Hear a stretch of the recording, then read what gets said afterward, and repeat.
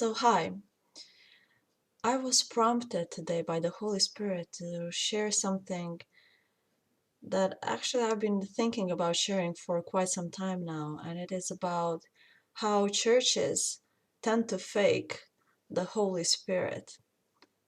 So I remember when I came to this church as a new Christian that has just been converted, they were actually very nice people.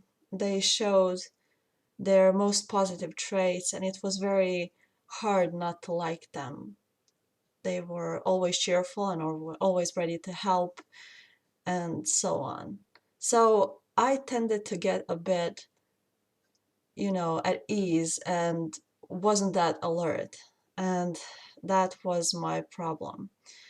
Because while I was believing everything they said, because I couldn't really think about them being bad or having some ulterior motives, um, they were actually plotting as to how they will find out certain private things about me and then manipulate me by using that knowledge.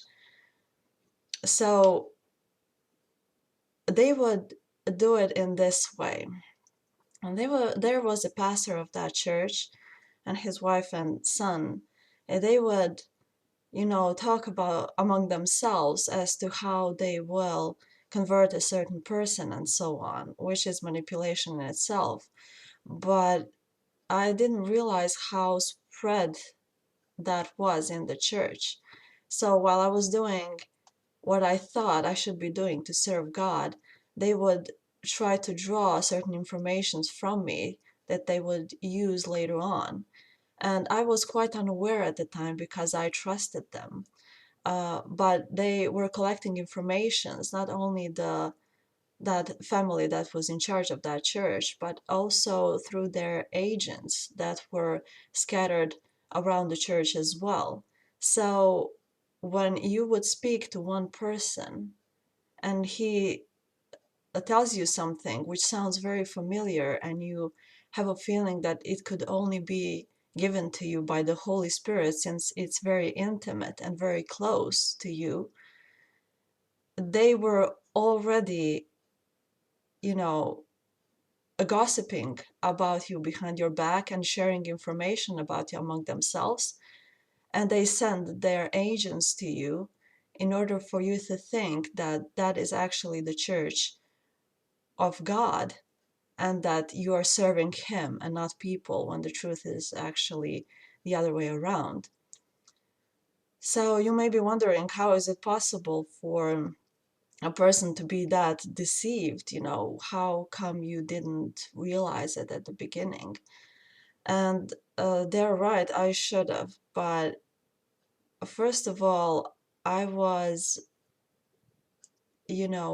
quite um, naive when it came to people. I spent my entire life trying to cater to their needs, and I was a people pleaser, as you have seen in one of my previous videos. So even though I had an encounter with God, my primary concern was still at the time as to how to, uh, cater to people's needs and not to His. And that was my mistake. And that's why I was uh, deluded. And secondly, you will be surprised at how many people are in those churches who don't have the Holy Spirit.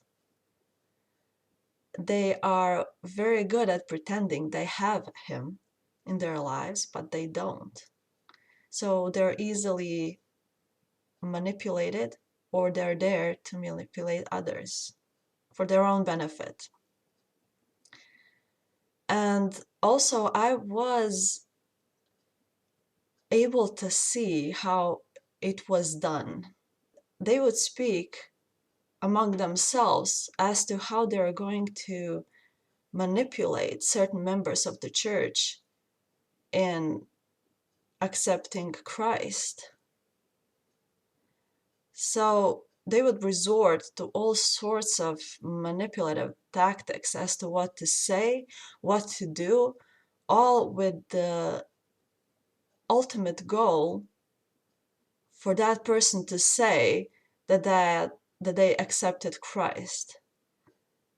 And those people that accept Christ under these conditions, they don't know who Christ actually is, because they are given a false image of him. They don't know whom they serve, and they don't know what they must do to be his.